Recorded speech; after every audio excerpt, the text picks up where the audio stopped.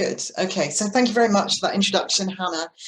So I work at University of Exeter Medical School, and I'm a researcher. My specialism is in supporting people living with dementia and their families. And one of the projects that I'm currently leading is a project called ENLIVEN, which is in which we're working with businesses as part of the Healthy Aging Challenge, to help them make innovations that will increase the accessibility of outdoor nature-based activity for people living with dementia.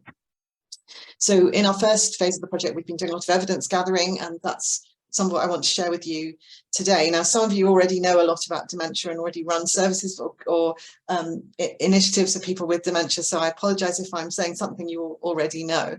But hopefully at least the findings from this project will be something you haven't heard before, because we haven't, they're not otherwise publicised yet. This is research in progress. Let me see what we're doing here. So what I'm going to talk about is just a little bit about living with dementia and why access to nature is important for people with dementia, a bit about the benefits and challenges of getting out into nature, the kinds of nature-based activities that people might do or that might be offered for people with dementia. And then I'll focus a bit on planning how to make places and activities more accessible for people with dementia, and some things to think about. And then finally, I'll share some further resources with you that I hope you might find useful. So, living with dementia then. I mean, the first thing to say, and I think this also will come out from Catherine's talk, is that people with dementia are not one single group that are the same. They're very, very diverse. And I'm going to illustrate that a bit with information from another project that's called IDEAL, and we recruited a large group of people from NHS memory assessment services. And it really bears out the saying, we say this a lot in the dementia field: if you've met one person with dementia, you've met one person with dementia. So they're a very diverse group. So we recruited over 1,500 men and women living with mild to moderate dementia in their own homes in England, Scotland and Wales. And nearly 1,300 of them had a family member, a family carer, who also got involved. And just to highlight how diverse they were, the age range for the people with dementia was 43 to 98 years old. And the family members were even more diverse, 26 to 99 years old. They varied in living situation. They lived in their own homes, but almost 1 in 5 of them lived alone, and then others with partners or spouses, or with other family members or friends. And Catherine mentioned the different types of dementia. So we had about 56% with Alzheimer's disease, and 10% of them had, so 1 in 10 had a rare form of dementia with some of those other challenging symptoms. Most of them had at least one other health condition, but quite a significant proportion had a number of other health conditions. And sometimes those are more of a challenge than the dementia itself. And in terms of well-being, just to illustrate again, we used a scale which had a range of scoring options from 0 to 100. And in our cohort, every single one of those score options was chosen by somebody. So a very diverse set of people. So we mustn't make the assumption that they're all the same, and we need to think about, differences. But that's also helpful when we're thinking about provision and accessibility, because we will be thinking about a range of different options. So Catherine also mentioned living well with dementia, and that people can live well with the condition. So let's think a bit about living well for a moment. I like this definition of living well from the Institute of Medicine. They say that it means the best achievable state of health that encompasses all dimensions of physical, mental and social well-being. And it leads to a self-perceived level of comfort, function and contentment with life. So it's an optimal well-being, and then that engenders a sense of being happy with your life. I think we saw a bit of that in the video, that second video that Catherine showed. So we asked our participants in our IDEAL cohort what living well meant to them. So people with dementia told us what they thought, and we categorized those responses into different categories. And there were things like having an engaged and active lifestyle, having a good living situation and environment, and being able to get out and about. So a lot of things there and these are probably things that all of us would say, of course, but dementia does make things more challenging. So it poses challenge for being able to live well, and also for getting out and about. Some of that is because the symptoms make things harder, as we saw with the eye tracking, how difficult it can be to do things that seem like very simple activities. But also it's because of the wider impact. So those difficulties, whether that's memory problems or problems with locating objects and visual perception, they can lead to a loss of confidence, reluctance to go out on your own and so forth.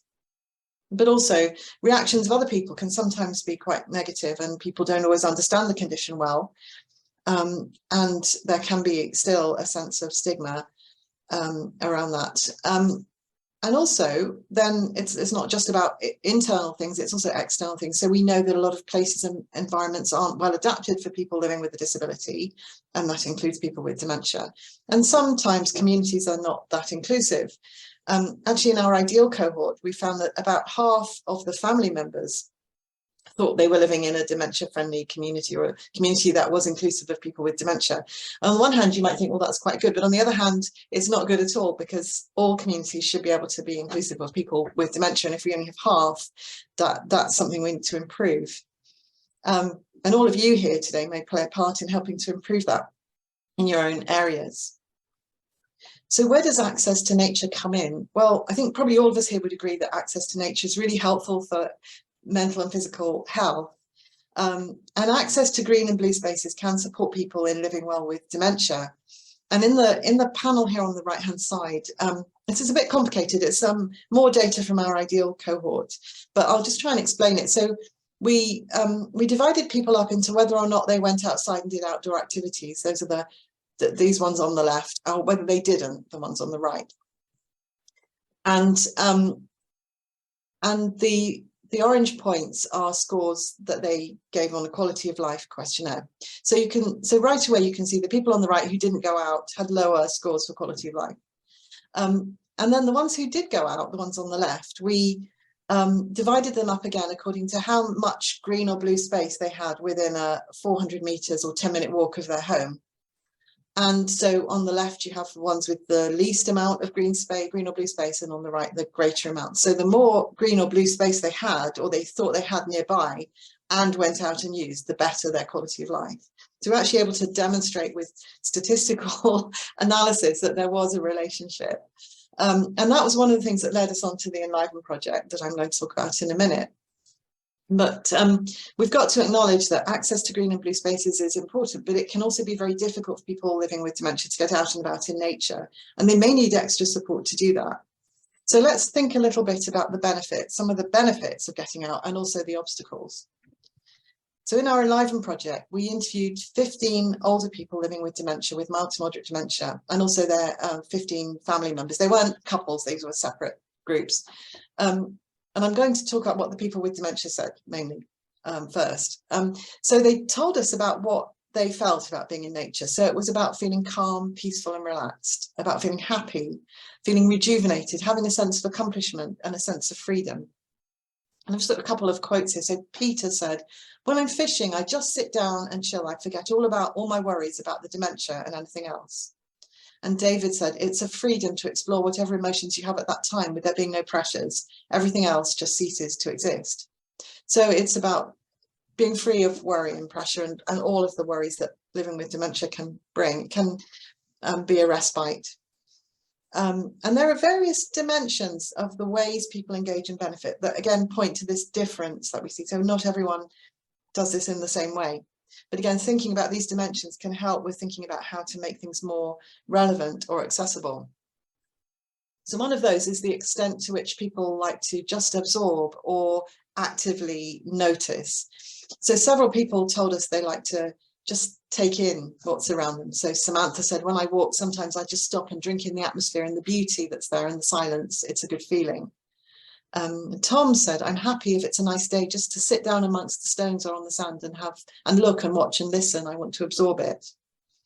And then on the other hand, Nora, a carer, talked about going out with her partner, and occasionally we both stop and notice the wind blowing in the trees.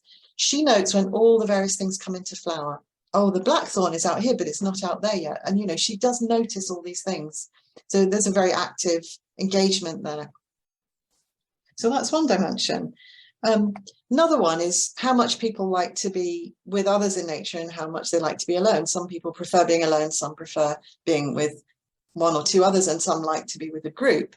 And all of these different ways can be beneficial for different people, and sometimes for the same person at different times, of course. So Tom said, I prefer to walk in silence. I'm a person who just wants to look and take it all in and think and not talk. Whereas Paul said, I enjoy a walk together with my wife rather than on my own. It's nice not only to see nature, but to talk about it as well. I mean, I'll say that song is a thrush or blackbird or whatever, and it brings it more into my mind, into focus, I think. And then Lucy commented, in one way, going alone is better. She means walking, because I go at my own pace and I've got a stick and I sit down when I want to have a pause and things. But it's more fun going out with somebody else, of course. And sometimes being with a group can have particular benefits. So we had this nice example from a carer called Hazel, who said, we were walking along the canal and she was the one that spotted a heron on the far bank before the rest of the group.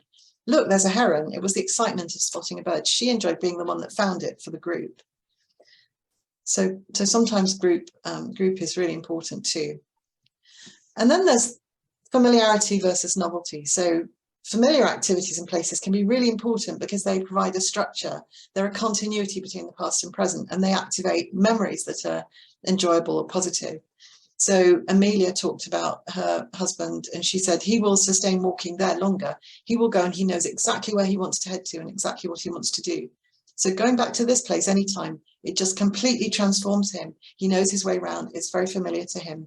I can take him somewhere else and it's nice, but it just doesn't have that feel about it. On the other hand, experiencing something different and new can be exciting and stimulating, and that's absolutely as true for people with dementia as for any of the rest of us. And so opportunities to do new things can sometimes highlight what people can do and provide a sense of achievement. I think it's really important as well to remember that, you know, people with dementia may not take away the exact details of what they did or what you said, but they will go away remembering how they felt. And so that quality of the experience is really important. And carers equally value that quality, because what they particularly like is the chance to create and share special moments, to have an experience together that's positive, and that creates that atmosphere of good feelings. And that's really important for them too. And they do take the memory away, and they will talk about it afterwards, and it can be a thing that they treasure, and that remains very important to them. So those are a lot of areas of benefit. What about some of the challenges? Well, Catherine talked about some of the difficulties people experience, and you can imagine, I think, how those might translate into everyday life when you're out and about. So I'll just pick up a couple here, which one is orientation. So not just about finding things in front of you on the worktop, but finding things when you're out and about. So Peter said, when I'm going somewhere I don't know, I always tend to do a dummy run. I'll go and scout it out and try and pick up obstacles where I'm going to remember. So he needs to prepare if he's going somewhere different. And then there's the kind of disorientation. So Mia said, I was walking, she felt she suddenly didn't know where she was. I walked on around the field again, and suddenly I thought, yes, I do know where I am. So that was all right. And that can happen in unfamiliar places, but also in very familiar places. So Caroline said, I suddenly lost the plot and couldn't recognize how far I had to go to my house, but I tend to live by faith a bit. So I just walk on until things become a bit clearer again. But that's quite frightening for people, that feeling of disorientation. And then there's physical and sensory capabilities can also make a difference, and that's not necessarily to do with dementia, although it can be. So Lucy, again, I don't normally go with walking groups because I think that I walk too slowly now for people who want to walk to get movement, always having to be waiting for me. I don't like that, so I don't go on those routes. And Hazel said, I would like him to come with me, but he doesn't. He wouldn't go because he says, oh, I can't walk far, and he can't. He'll walk a little bit, and then he says, I stop you from walking. And Emma talked about uneven paths. So there's lots of parts of the coast park that we couldn't walk her on because her eyesight isn't good enough, and it would stress her because she'd be looking so hard at uneven surfaces that she wouldn't enjoy the experience. So terrain and those kind of obstacles are really important. So a lot of challenges to bear in mind, but also many, many benefits and positives. So what kind of activities did people tell us that they do outdoors? We've obviously seen walking as one of them. But actually, people living with dementia told us about lots of different things they do outdoors in nature, and some of them might surprise you a bit. They do vary in the level of mental and physical demands. So they talked about walking, gardening, cycling, fishing, swimming, sailing, riding, metal detecting, and then a few less active ones, of course, as well, watching wildlife, enjoying the views at the coast, beekeeping, meditation outdoors, crafts outdoors. So lots and lots of different things that people like to do. And I think probably, you know, that we could be much more imaginative about the range of activities that we think about. So what kinds of activities are provided for people? What's available? And we did an internet search about a year ago to try UK sites to try and find out what information is available about different activities. And the majority of so you can see on the left, this is type of activity, and on the right, what kind of places are labelled as dementia-friendly outdoor places. So the majority of activities were walking, gardening, more than half was walking and gardening, and then interacting with animals was popular. And social and care farms is a distinct kind of set of provision.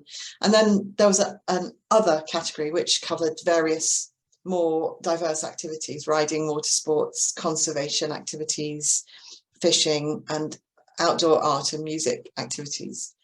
In terms of places, again, it was mostly gardens and parks and some nature reserves, heritage sites, and then smaller amount of just diverse green spaces, zoos, and a railway line or two that were catering had activities for people with dementia. So we talked to about 40 businesses and other provider organisations about why they get involved, and they have really good intentions doing this because they want to make a contribution, to be inclusive, to enable people to feel included, to promote this connection to nature that we all find so valuable, and to develop their organisation's activities, subject, of course, to sustainable funding. So how do these, so we've got good intentions, we've got people with dementia wanting to be outside and enjoying activities. How can we bring these together to increase accessibility and the diversity of options for people living with dementia? So just going to summarise some of that here. So on this right-hand side, these are the things more to do with the people with dementia and their situation. So we've talked about things like confidence, mobility, sensory ability, their interests and preferences, and also their context. What are their family members and social networks doing, and how much support can they give? And very importantly, access to transport, which of course can be challenging. As many people with dementia will at some point, well, all at some point will have to give up driving, and there may not be public transport available. And of course, there's also the question of information. How much do they know about places and activities and what's available? How easy is the information to find, and how accurate is it? Is what you read on the internet going to be what you find when you get there? Or will things be closed, or will they have changed? And then on the left, this is all to do with the providers. So this will be probably familiar to many of you. I mean, obviously, the kind of things that determine what you offer will be organisational priorities, costs, the motivation to focus on underrepresented groups, the kind of information provision you're able to do, but also how confident and knowledgeable staff and the organisation generally is in terms of its own dementia-friendly development. So in our work, we're looking at how organisations build their dementia friendliness and move along that spectrum to becoming more dementia friendly. And then in terms of sites, obviously some things apply to all sites. So accessibility, terrain, shelter. People with dementia, older people particularly, don't necessarily want to be exposed to a lot of wind and cold, so they might need places to shelter. They certainly might want opportunities to rest, to sit down and rest. And of course, safety is always a consideration. People with dementia tend to be more willing to take risks than their family members, who are often very risk averse. But of course, if you have a site where people visit, safety for everyone is important. And then with managed sites, there will be extra considerations, particularly around facilities, signage, on-site information, and so on, but also how understanding and welcoming staff are able to be. So just summarising that from where we are with our project perspective, I've thought about thinking a bit about how we plan to include people with dementia, and I've grouped this under the first three other Visit England categories of people, place and information. So people, reach out, involve, consult and listen. People with dementia and older people generally will be really happy to tell you what they want, what they find useful and relevant. Place, obviously facilities, accessibility, and but importantly, how welcoming it is and staff are. And the information is really crucial. What information and what format? Is it accessible to people? Some of us will look online. Some people with dementia and their families won't be looking online. They'll need it in other formats. And then from ENLIVEN, we also focus on organisation. What capacity is there to do something different? What training might staff need? On the types of activity, how interesting and relevant are they, and how different and diverse are they? What sort of support do people with dementia need to engage? And in particular, carers, do they have to stay and help, or can they go away and do something else and have a bit of a break? And then the quality of that experience, which is absolutely crucial. Can we provide a quality experience and create those special moments? So that's it. I have got here some information about different resources you might be interested in. So we are working with providers in ENLIVEN. We're going to be developing resources based on the work we do. So you could sign up to our newsletter and hear more about that as that comes through. We're currently running a webinar series on living well with dementia, which you're very welcome to join any of the sessions if they're of interest. We have the Living with Dementia Toolkit, co-produced with people with dementia and carers.